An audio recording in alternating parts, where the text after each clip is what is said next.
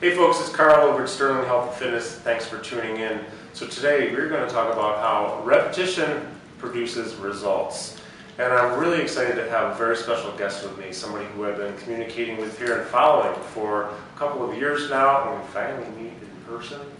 And so she is actually the creator of the willPower method. And I'd like to introduce my special guest, Stacey Lei Krauss. Hi, Carl. Thank you so much. Thank you for having me. It's great to meet you and have this time, taking your time out of your day to share with us. We really appreciate this. Thank you. So you are the creator of the willPower method.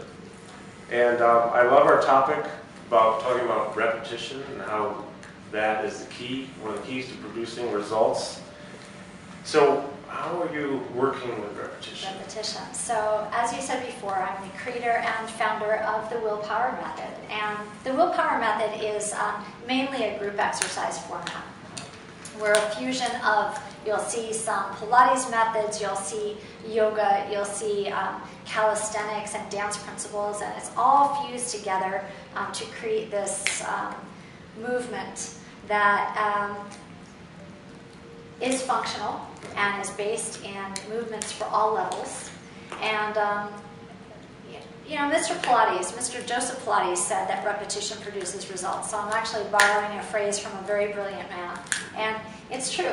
I mean, we as humans wake up in the morning and we have our typical routine. And as we have routine, it helps us become more efficient. I think something that I've seen in exercise trends these days is, well, we've heard of muscle confusion, right? Right. And nowadays, methodologies like boot camp classes or circuit classes change up the exercises every single week. And that's fantastic because we're challenging the body in new and different ways all the time. However, it's really hard to master an exercise if you're not practicing it on a regular basis. Sure. So my method, this fusion of all these different principles, one of our main classes is willPower and Grace, so that's 68 exercises. 68 exercises in a main class, right, in a 1 hour class. So just about every class, we've got more or less 800 instructors. So anywhere around the world that you go and take this class, you're going to take a workout that's essentially the same. And what that allows our students to do is become kind of accustomed to becoming more efficient. Right. For example, you go into Starbucks. Right? You walk in, you know how it smells, you know how it looks, you're familiar with the menu, and I can go in and say, hi, I'd like a quad grande Americano. That's what I get too. Is it really? Yeah, it is. A quad grande Every Americano? single time. With a few chunks of ice? If it's that hot, I will. Sometimes okay. it's hot. See, there you go. Right? It's consistency. It's consistency. And we know any Starbucks we go in, we can get that exact. It's going to taste the same every time. Thank you. It's going to taste the same, so I know what to expect. And when I need to be efficient and when I want to get it done, I walk in and I don't have to stand there and figure it out and work through it. I go in there and I order. Well, right, when it comes to the willPower method, we work the same way. We work through repetition. But that's where we begin. We begin with these baseline exercises. Our program is always multi-level. And what I mean by multi-level is if you teach group exercise at home, especially if you teach at a fitness club or a YMCA, say, you never know who's going to walk in the door. Sure. So you need to be able to accommodate an elite athlete and grandma and Mrs. Jones, who's maybe 56, who hasn't worked out before. So our program always, every single exercise has level 1, 2, and 3. And they're always based in repetition. So if you've been taking the willPower method for a while, you start off at level 1, and then eventually you know that you have a place to progress to. And eventually right, you have a place to progress to. Cool. So that's helpful to, you have to have this repetition to begin with in order to set goals. I right, think that's kind of fundamental. Well, it is. It's interesting too, because let's go back to Starbucks and that consistency now. So if you have 800 instructors, wherever somebody goes, if they want to go to a class, they know what they're going to get, right? Right. They're going to get that particular workout they want. They know what to expect. That's right. So, although with the willPower method, it's flavored with the instructor. Sure. So it's not necessarily a plug-and-play workout. It begins that way. right? All of our phase 1 instructors learn the same exercises, but then as you progress as an instructor, you learn how to change your levels for your students. And those levels are based in sensory processing. So it's not necessarily that the levels become harder, like more intense, like faster, stronger, jump harder, push more weight. It's actually, our program is about making your body smarter. So we say that we're smarter, not harder, right? Our program is kind of the magic pill or the green drink. It's that thing that makes all other exercises better, right? Because you learn how to integrate your whole system so that your body on a neural level, on a primal level, just gets smarter. That's key. That helps with establishing a lot of different strengths, like stability, right, balance, strength. And I've talked to a few of the human movement experts, and right now, just in my mind, Dr. Perry comes to mind. Do you know Perry Nicholson? I know Perry Nicholson. And I love him. And he talks about the primal movement change too. We get back to some things that we hadn't done maybe since we were a baby, or a young child. Sure. And so that, the sensory factor there is huge, stimulating the nervous system. Tremendous. I think it's a little bit, it's been a little bit slightly overlooked. I think we could tap into it a whole lot more. You're barefoot during these, right? We are barefoot. Right, and barefoot is such a huge factor in helping to pre-activate our nervous system. Sure it is. Yeah. I mean, listen, when we talk about sensory processing, right, your skin is your largest organ, right? Skin is your largest organ, but it's very rare for a client to come into the gym to speak to a trainer and say, hey, today I really want to work on my skin.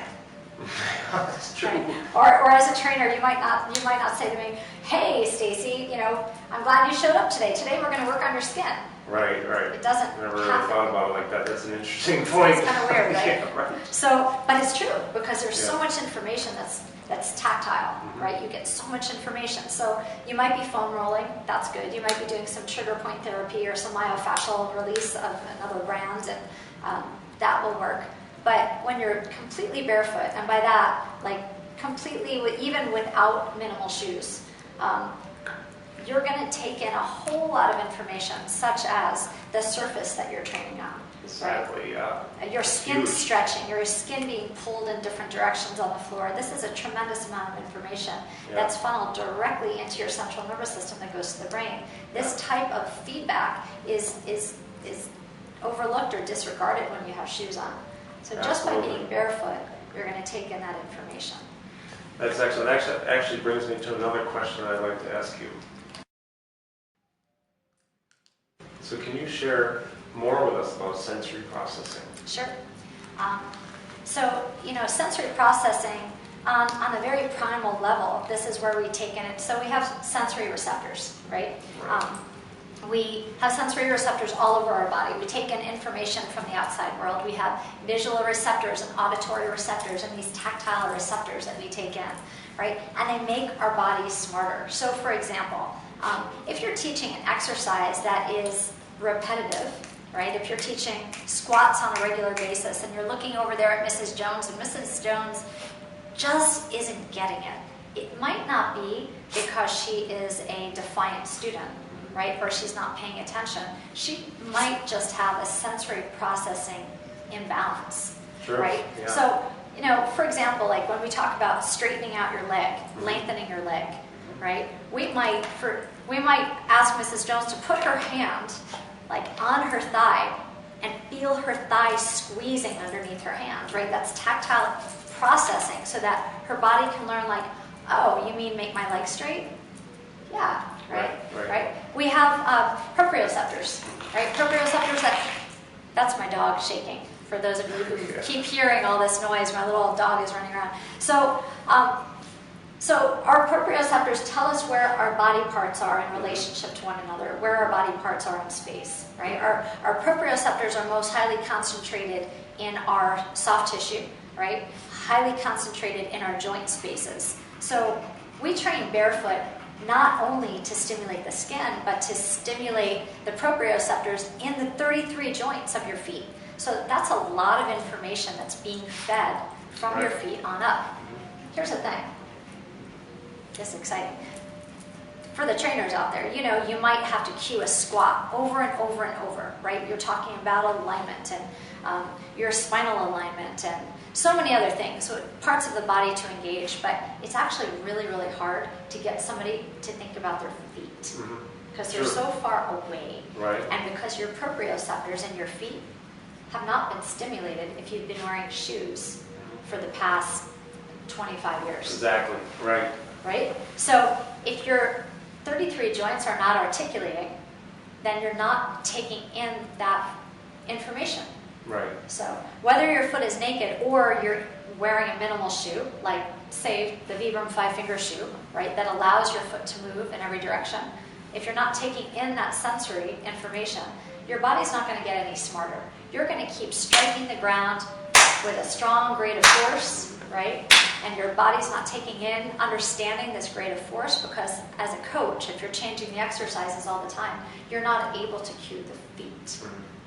Right. Did I go off in too many directions? Or? No. Okay, good. You're good. All right, good. Okay. We're good. Good. Actually, that prompts a question I wanted to ask you about the Vibram shoes and how you implement those. How we implement those, I mean, implementing the feet is the big story. Right. Because what the 5-finger shoe does, it's remarkable actually, but it allows your body to use its own technology, right? What it does is it gives you a little bit of rubber, that really smart rubber, really good plating, really good traction, but it separates all your toes, which most people have shoe-shaped feet. Yeah, true. Right, because we've been wearing. So it actually gets your toes to separate through tactile. Come here, baby. Thanks. Okay. It actually gets your toes to separate, right? Because now there's fabric in between your toes. So your skin is like, whoa, what's going on? So it separates your toes. And then it allows you to use all 33 joints. So you're able to take in all that information, like your grade of force. Right. So, I mean, I could say over and over again, hey, you guys, can't you hear that? Auditory, right? Maybe they don't hear it. I mean, if you've ever been running behind somebody who's just pounding the ground, Oh, yeah. right? We Yeah. all have. Maybe they don't hear that, but now you've got a combination of, can you hear that? Can you feel that? Right? And when you do it over and over and over again and use repetition, one of these days your body's going to have an aha moment, right? Where you might actually feel that pounding. And you wouldn't feel the pounding if the vibrations are being dampened by cushioning. Absolutely. I'm glad you brought that up because that's kind of an issue I have with people who talk about the idea of getting running shoes, especially with more cushioning. But no, let's not do that. You don't want to block any more of the sensory stuff that you should be having. Let's drop instead, you know. I think the industry is starting to move in, because we're moving in a functional direction. Yeah. We're starting to understand that a functional primal body wouldn't work with cushioning that dampens vibration, ground reaction forces. Yeah, plus I think as you create the blockages through more cushioning, you're really more prone to injuries.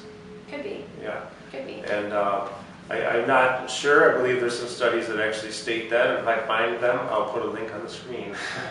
But it certainly doesn't create strength in the foot-ankle complex. No, not at all. And you're not reactivating nervous system the same way. Same so way. you're not taking in that information. Yep.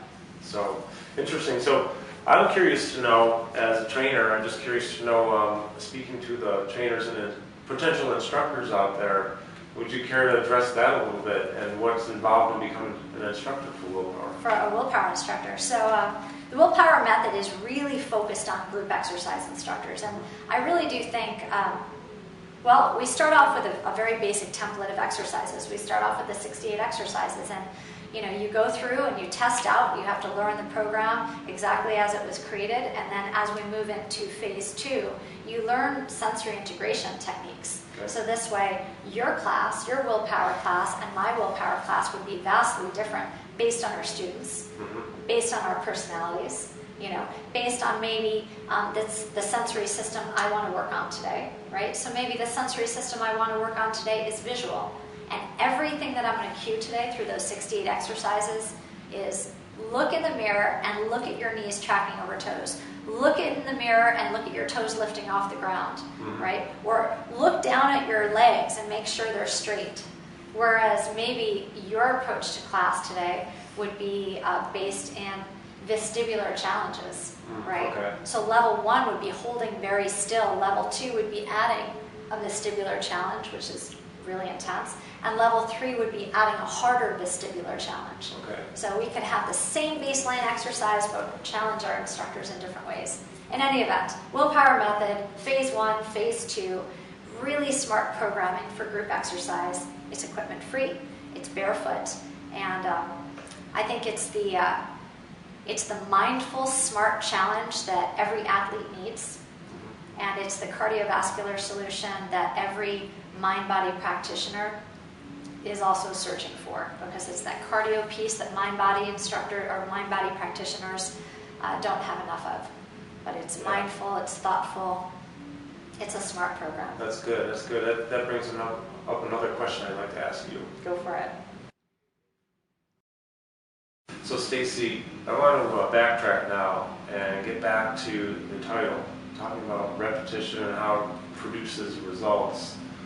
Can you share more thoughts about that with me, please? Sure, absolutely. So our program, our class Willpower and Grace, it's based in 68 exercises, right? And I think somewhere along the line, I don't know where it was in the development of group exercise classes, somewhere somebody came in and said the mark of a good instructor is changing your choreography all the time, you know. But you know, I always ask when I'm training trainers, raise your hand if you're a runner. And typically 1/3 of the people in the room, like some people raise their hand right away, some people are like, I don't know if I can classify myself, I run, right? So the interesting thing about running is it's the same exercise over and over and over, right? And some people are just, they're runners, right? I also then ask, okay, so who gets up in the morning and says, okay, today I'm going to run sideways. Today I'm going to run backwards. You know, today I'm going to add some really interesting arm choreography. That just never happens, right? You've got this one movement that over a lifetime, you're trying to achieve the perfect run, right? Some days you might have a great run, some days not so much. Some days you might run hills, some days you might get up and sprint. Some days you might run out there and run for endurance. Maybe one day you and I will get up and we'll run together and we'll talk to each other. Some days I'll run with music, right? So it's taking the same exercise, and making it feel different. And just getting to the point where you're efficient, you're strong, you can run without pain, you can run with power. There's a lot of value in that. Yeah, totally. There's a lot of value in that. There's a lot. Mr. Pilates knew that, right? So the willpower method, we take, in Willpower and Grace, we take these 68 exercises and we turn it into a discipline so that people can really see themselves progressing, right? In my Willpower Ignite program, Willpower Ignite is based on 6 drills, 6 4-minute drills, and we'll keep those 6 drills the same for an entire quarter. So for 3 months, those exercises will be the same, but we'll work you through levels. Right.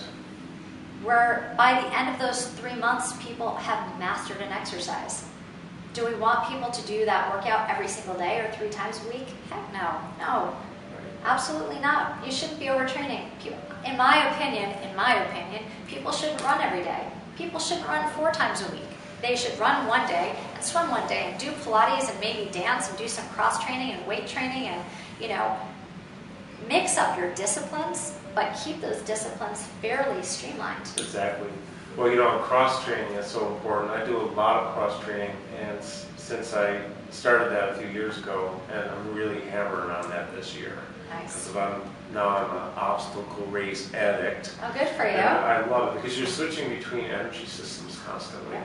You know, you could be sprinting, or you're just running, or you're running up a hill or a stairway, and then also you have to run. You're doing strength, or you're using lower body strength or whatever. But switching between energy systems, being able to do it efficiently, effectively, it takes repetition. It takes repetition. And you have to train like that. Plus, you have to be able to react and respond. Yeah. And unless you've got that repetitive pattern in your body, where your body's like, hey, I know how to do this. Hey, I've been here before. I've got this. Unless you've got those pieces in place, it's really hard for you to go out there and react to the world. Oh, totally. React to your obstacles, right? Yeah. So it's your adventure races is really the same as Mr. Jones, who's gardening, right, pruning his tree, and he climbs up on a stepladder, and all of a sudden loses his balance. Yeah, right.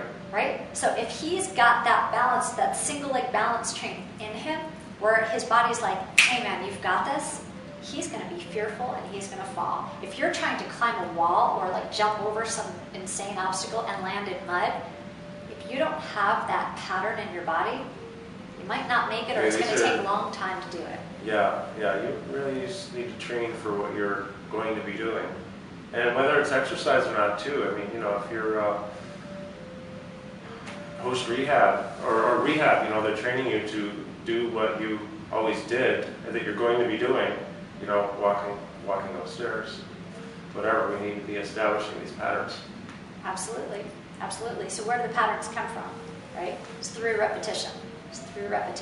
So if you can find an interesting set of exercises, or even something that's a little bit more traditional and mundane, like running or riding a bike, and then you intersperse those with functional reactive movements, and you're using all your primal systems, your Right. vestibular system, your visual system, your auditory, you're taking in information constantly, because you never know what the variable will be, right? So if those are switching up all the time, but the movements are the same, you're going to be a pretty damn amazing human animal. Yeah, it really helps. Right. It helps a lot with efficiency, reduction of chances of injury, things like that. So it's really powerful stuff. So let me ask you this. Before we close out here, are there anything else you'd like to share? I'd like to share my website. Yes, absolutely. And I'd I'd like like to make sure we have that. It'll be on the screen here too, so just click and go. But tell us, please. my website is willpowermethod.com. You could find Willpower Method training there. You could find information about training barefoot there. You could visit me at conferences.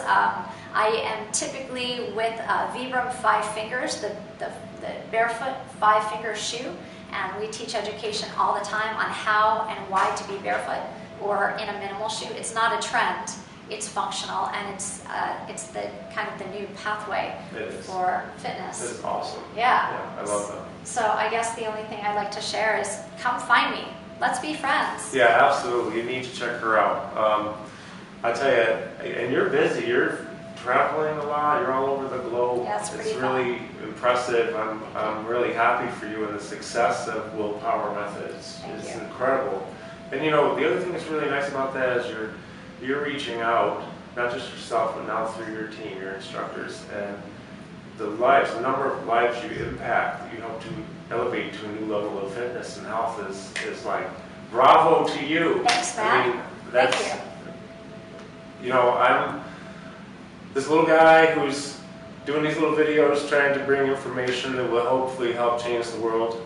And I'm so lucky I get to speak with Stacey, who is changing the world. And you're doing changing the world. We're being game changers, people. Come on, let's do It's all about this. changing the game. It's all about, my self-indulgent learning through these interviews, but then I get to share. And you're certainly sharing a lot of great stuff with people. So I'm happy for you. I'm excited. Be sure to check her out. Check out willpowermethod.com.